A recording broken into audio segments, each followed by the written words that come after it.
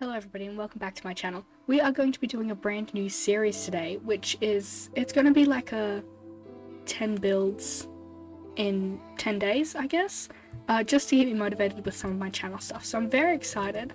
I haven't got loads of ideas straight up, but the first thing that we're going to build today is going to be just a little cottage. We're going to go simple, and we're going to be using some of the new blocks from the newest update. I know it's technically not super new as of now, but you know, I haven't really built a lot out of cherry and things like that, so I'm going to do cherry and andesite.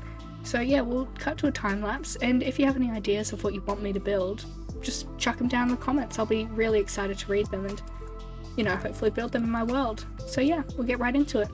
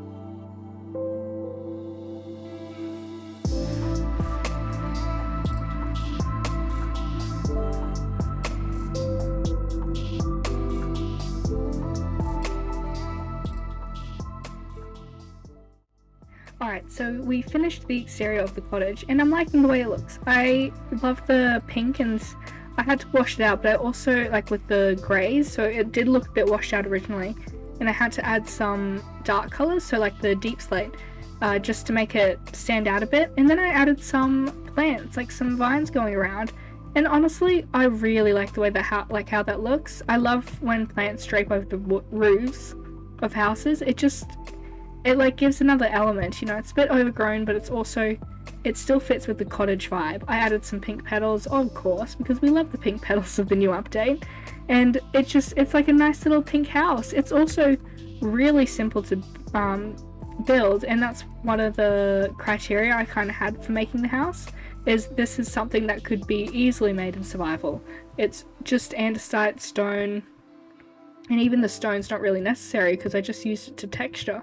But yeah, just andesite, and, you know, cherry wood and deep slate. Like, it's really easy stuff to gather, so it's a very easily built cottage in survival Minecraft. But, you know, I haven't done the inside. We'll work on that in a second. I also added a bit of a chimney.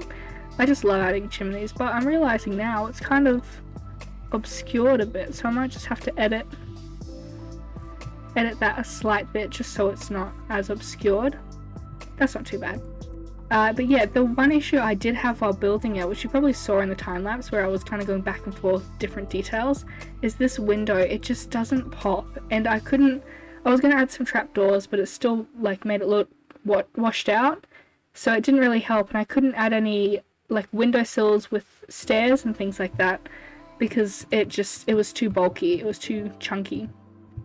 I ended up just doing a different color, which I think still worked. It's still not my favorite, but you know, I still did it. I also added some glow like, and I was going to add lanterns, which again you probably saw. I just couldn't find a place to add it, and they just didn't look quite right, but I still wanted it to be lit up, so I hid some glow lichen on the stone, which also seems to have done pretty well, so I'm pretty happy with how it's turned out. I still need the interior, but the exterior is completely done, which is great, so we'll do the interior now.